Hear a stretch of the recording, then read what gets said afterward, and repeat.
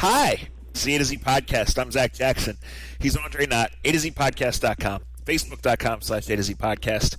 Shout outs, as always, to our sponsors. That's the Honeymoon Grill in Akron, Cleveland Scene, and American Fireworks, AmericanFireworks.com. It's a long weekend. It's still summer. It's a great time to blow some stuff up, and they're always open at AmericanFireworks.com. Quick disclaimer. We get excited. We venture into mature/immature subjects. We say four-letter words. So if that's not for you, if you're in a work environment or if there's kids around, put in your earbuds or come back at some other time. We don't want anybody to get in trouble for listening to A to Z. Speaking of trouble, Dre, I made it out of Detroit without getting in any. So I'm home. The preseason is over. I exhale. Everyone exhales. I think John Dorsey doesn't exhale until Monday.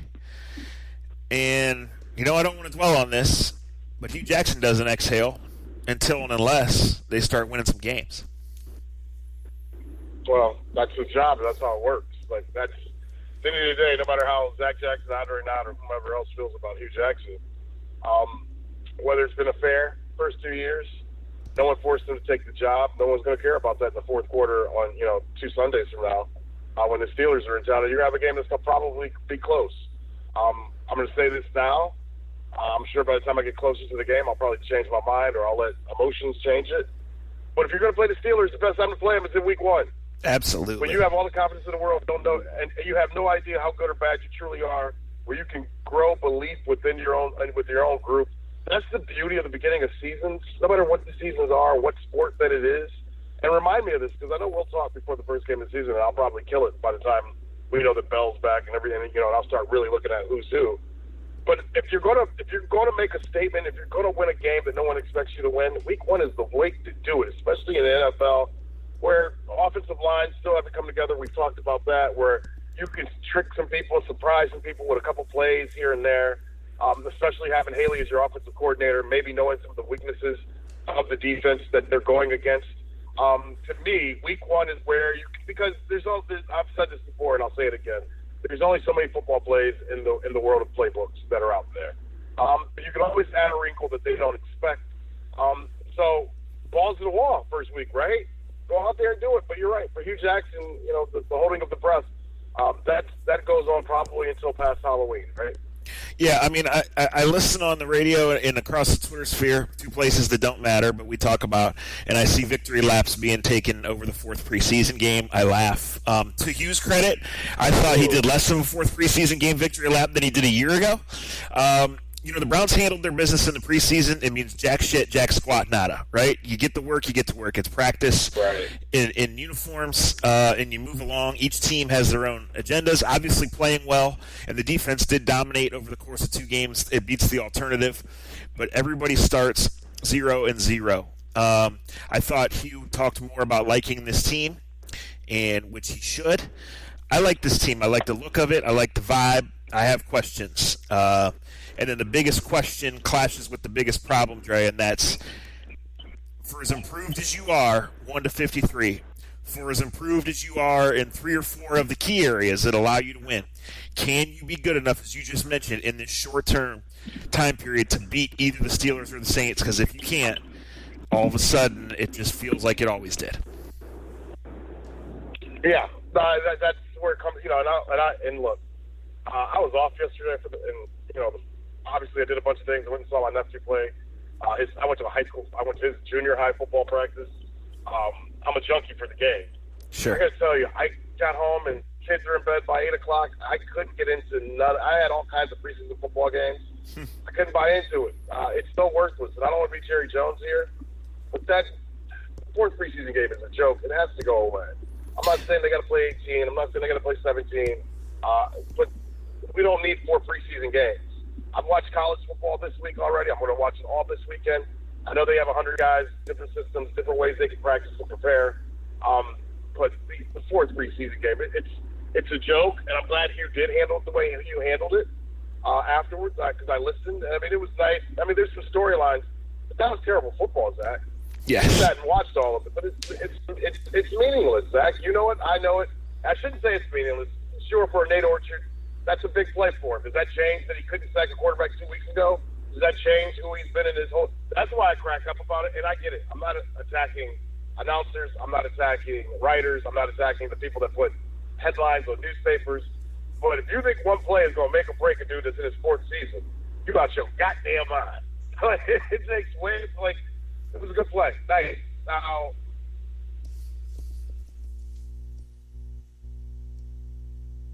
where'd you go? I think that's the thing you get in trouble with. You get in trouble with that in preseason football is what I would say. Yeah, you can.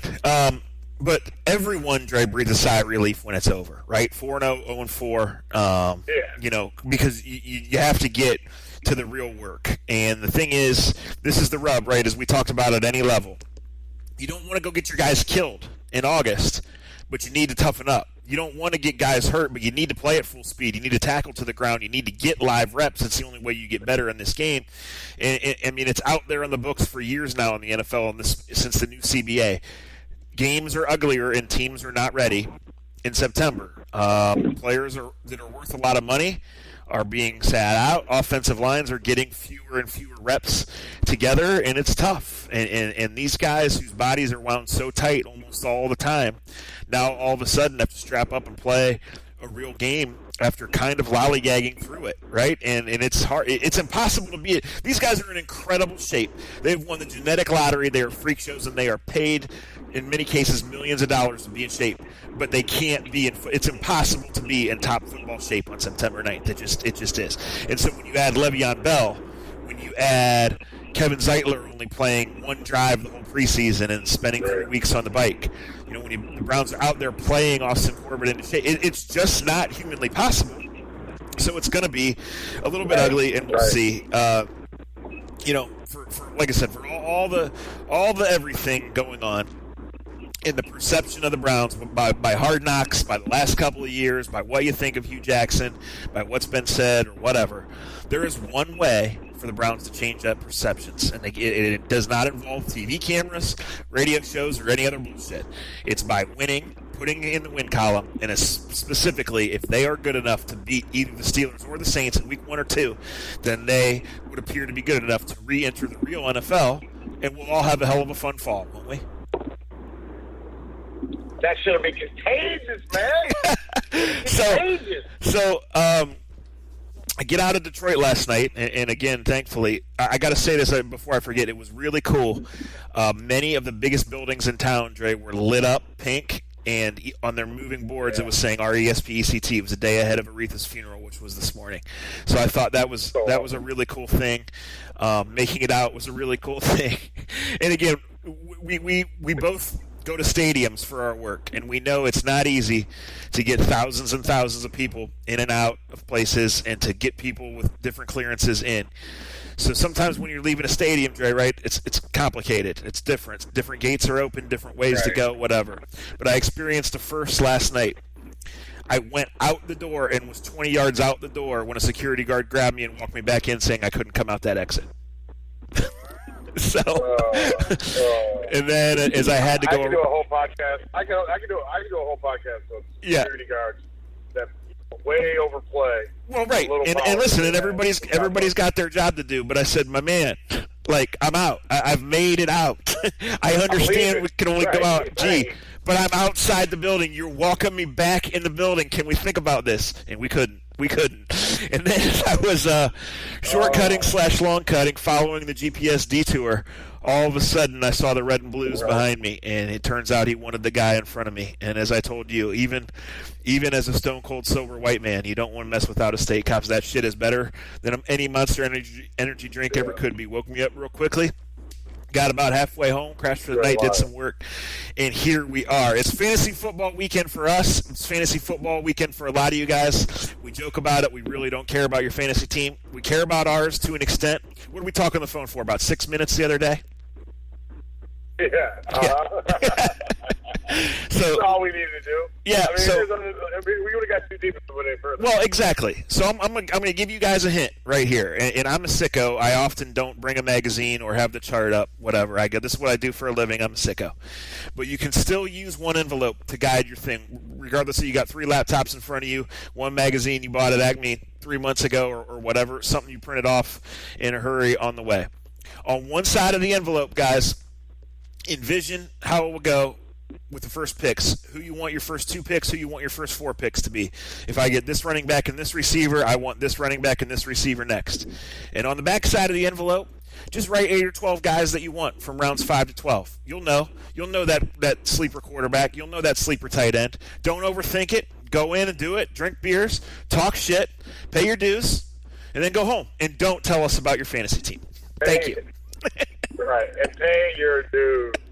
Please pay your dues. So we don't care. So we're going to play a little American Fireworks Glory Days, Dre. And I think you know the story, but I don't think I've told this on the podcast. And it to me is the greatest fantasy football draft story ever told. It does not directly involve me, but I know multiple people involved in it. I know that it happened.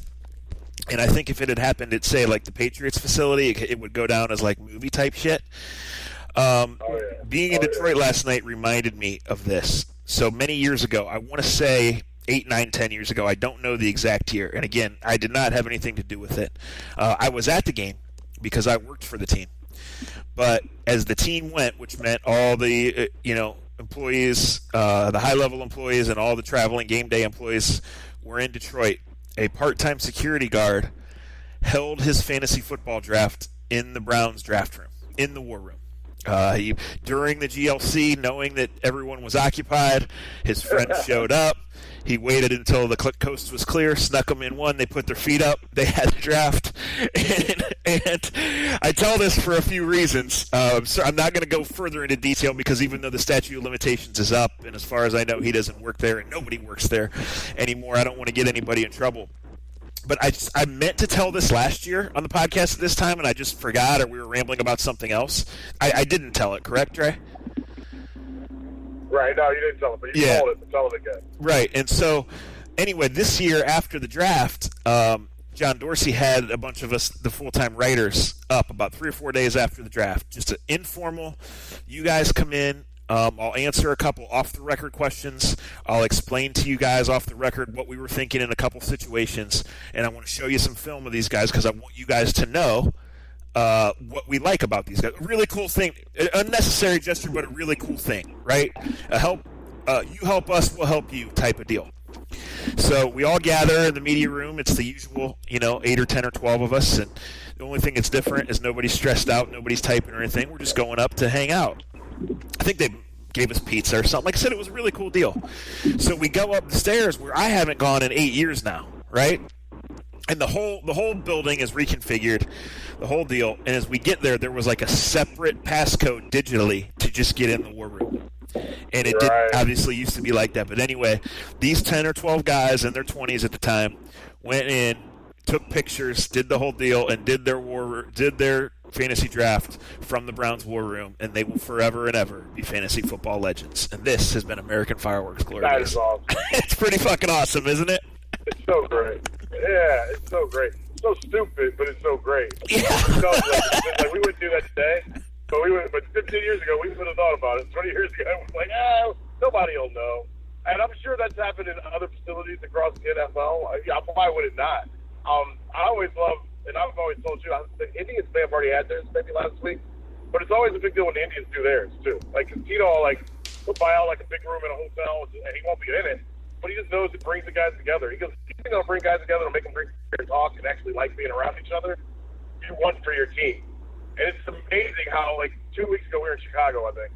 And, guys were just sitting around tables with all their fantasy magazines. And, and then last week, Sunday, we were in Kansas City. Cleveland Heights on. Why can't I think of his name? He's slipping by me right now. Kelsey. Travis Kelsey. Kelsey's sitting behind home plate. And when Kip hits the inside of the park home run, Kip runs up to him and gives him a high five. Why? Because that's his fantasy tight end, and they like to hang out in Cleveland together. How hilarious is that? Shout out to Joe. And all the bars that take care of us. By the way, my wife's foundation event is coming up in November. I don't have the exact date in front of me. Working on putting some people together, stuff together should be cool as well again this year. Well, it's always awesome, and we'll pimp it, but it's scary as shit that I look outside, right, and it says 85 degrees on my neighbor's thermometer, but that's only 8 weeks away, right? Because it's always like winter. I know. Or close, you know? Right. Yeah. Right. No, you're absolutely right. But no, it's a good deal. It's always on a Saturday night at the Barley House. And again, I don't know the exact date either. I certainly don't if you don't. But if I'm in town, we'll be there. And we appreciate you A to Z listeners that have come out before, and we hope to see more of you there. It's always a good time. We always stick around to play another American Fireworks Glory Days. I think it was 2 or 3 years ago. Josh Cribbs came. And the deal at this event, guys, is, last 2 years. The deal of this event is you pay, and you get a wristband and you're part of the deal, but the bar is still open to the public, so it's not just the party, even though the party's been bringing in, 120, 150-ish people over the course of the 4 or 5 hours. So these 2 British guys who just loved football and decided they were going to come on a vacation to New York, Pittsburgh, and Cleveland to see American football up close, they stumble into this bar, and they're just friendly as can be and drinking beers like fish and just mingling with their new American friends talking football. And they recognize Josh Cribbs, and they have no idea that this party is going on. And here they are thinking that Josh Cribbs just shows up at bars and goes around to people introducing himself, telling football stories. And I listen, when I've been drinking, I can do a hell of a British accent. I can't do a good one right now, but they were calling him bloke and fucking wanker, and I was dying because I finally was like, guys, my God. It was great. The stories that come from this, and this is for kids with special needs. It's a great program. It's so awesome what it is. But that night, and I'll only bring it up, I want to say it's going to be like the first weekend after the World Series is over. That night, that story that Zach just told is one of like 15 epic episodes we've had in the first 3 years of doing this. There's no telling what stories will come about this year, but I'm sure it'll be some good ones. Yes, it is. So we will remind you on that. We've gone a little bit of NFL. We did fantasy football. Let's talk about the baseball team. They're long clinched. We know what's coming. Still riding the roller coaster because of the bullpen. Some other reasons. You're there every day. I've been following when I can. So before we go big picture, every day. Yeah. Before we go big picture. I'm not asking you to speak for him, but I'm sure he's been asked on the record, and you know him. I mean, how much of what Cody Allen's going through is mental, and how much is fatigue or something else? It's, I'd say 65% mental, 35% physical. I had a good coach tell me, a baseball coach tell me, and he'll remain nameless here. He was a pitching coach. He works with pitchers. Currently does that. But a lot of times you got to be very careful when you're dealing with a pitcher that's going through a tough time because you know bad pitches all the time. Sometimes they get hit, sometimes they don't. We'll credit Corey Kluber for going 7 innings and having 10K and giving up 3 hits, and he'll be man enough to tell you right after the start, yeah, but there's 4 shitty pitches and I got lucky and they popped up 2 of them, one of them, or you'll give up 3 hits that broke a bat. The line that coaches and pitchers have to walk is the line of has this guy lost it? Does this guy not have it mechanically anymore? Or has he just ran into a streak of bad luck? I think it plays both sides. I think it's just like any other sport. I think a lot of it is mental for Cody right now. Cody has gone 6 years of basically barely ever having hiccups. It's tough. I mean, he knows what you know. He knows what he's given, but he knows better than. Here's the thing I can tell you. Traded for Brad Hand right after the All-Star break. A lot of us were saying, well, they don't have Brian Shaw anymore. Andrew Miller's been banged up. They got to get another arm out there. Well, Tito wrote this. This is what bothers me about fans, but I get it. They're fans. They're fanatical. And I don't get booing your own players and all that other shit. That's just always come off the chop change to me or whatever. I believe they have an AL Central without Tito riding Cody Allen the way he had to ride him in April and May because they didn't have Brian Shaw, because Andrew Miller was hurt, because they didn't have anyone reliable. But before they made that trade, I had a conversation with someone pretty important in the Indians organization. And they said to me, I'm a little worried about Cody. He's leaving some stuff up and just can't get a feel for his curveball. That was July. He maintained for the most part and got through it Here's the two things I know that he's told, that I've watched, seen. He's changed where he holds his hands when he's in the set. Now, this may seem small, stupid, whatever, but these little things changed. Carrasco changed where his hands were held. He went through a bad streak with it. Clevenger went through a period of time where he was going through some mechanical changes during the season, and it's made him better his last 3 starts. The 3 starts before that, he was giving up big innings, and he was losing the strike zone periodically as he pitched. Now, I know it's because he's changing mechanics during the middle of the season, but no fan wants to hear that or cares about that.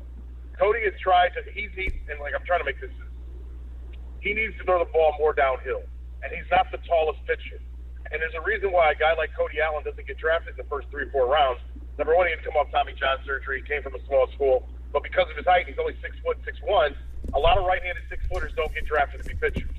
This is one of the reasons why.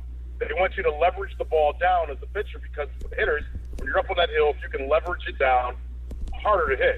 I'm not a physics major. I didn't say the Holiday Inn Express last night. But this is why guys in the range of Cody Allen don't always get drafted very high. Cody had always found a way to take advantage of his height, his size, by being able to throw 95 and throw it extra high, but have a curveball that's nasty enough when it comes out of his hand, it looks like the fastball, but it drops out of the strike zone. He, for whatever reason, has no feel for the knuckle curve this year. The knuckle curve has been one of the best curveballs in all of baseball, outside of Trevor Bauer, for the last 5 seasons. This season, it's one of the worst because he has no feel for it. So he's become a one-pitch pitcher that's lost. And it's not like, and here's the difference. And Clevenger and I were just talking about this a couple weeks ago. Clem goes out a couple weeks ago and gives up, in the first 4 hitters, he's down 3-0. He goes, but he bounced back 56 innings, and we all pat him on the back and go, man, way to tough it out. Way to get through that. Cody Allen goes in, the first 2 guys get on, and it's like a nuclear war is getting ready to break out. They were like, what time? There's no period of time to fix them if it's not in a real game. Like, he can go in a bullpen and throw fake curveballs all he wants. He needs hitters up there. He needs to see how they react. He needs to get his fastball down.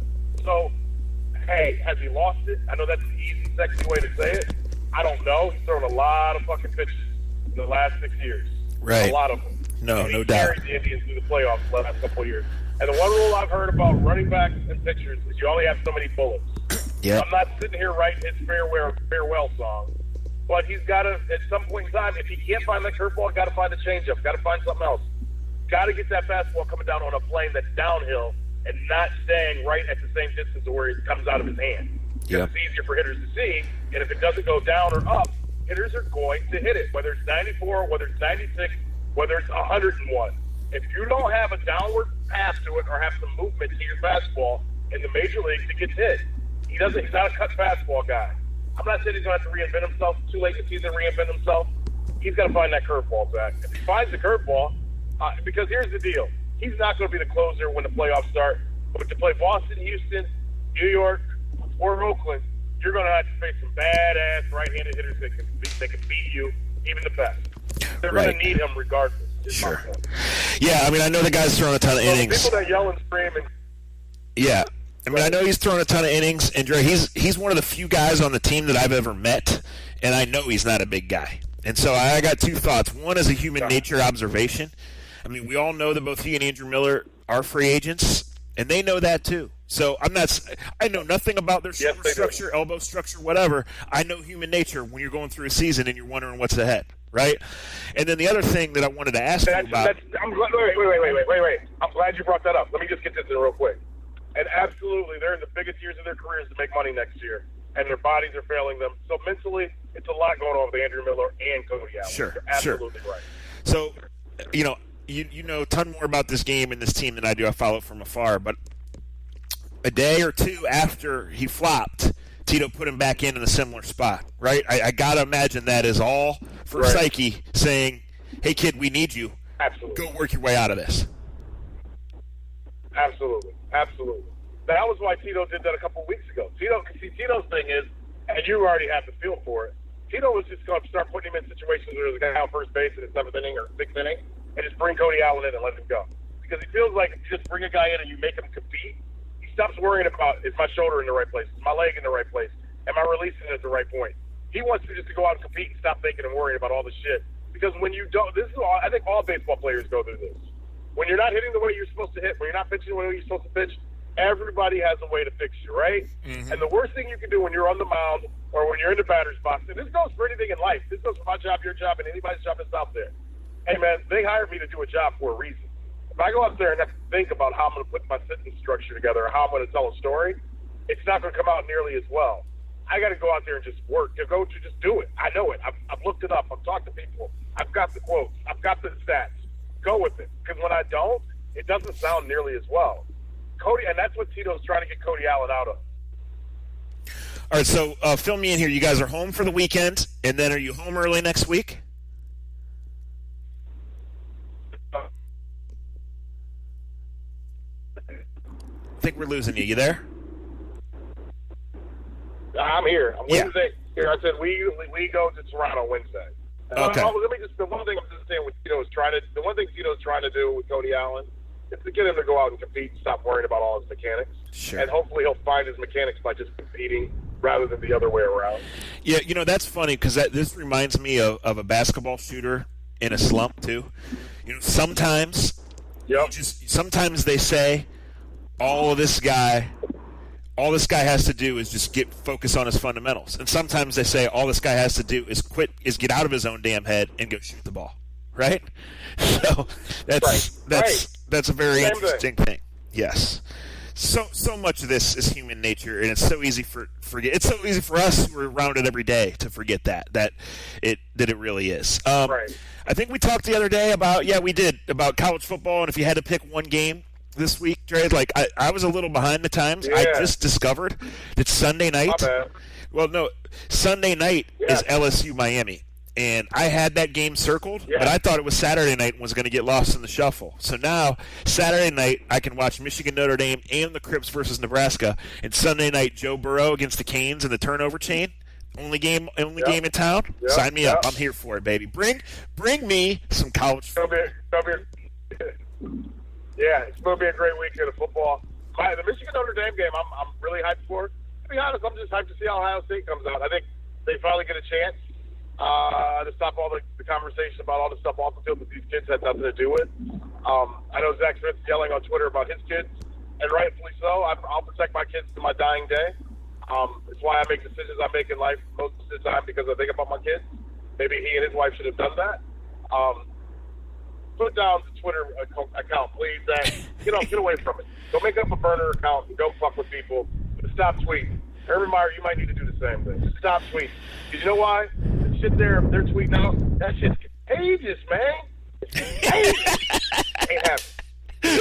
Hey, shout out to Hard Knocks. It's been consistently good. It's not perfect. Nothing is. It's been consistently good. Shout out to the Browns rookies for that rookie show.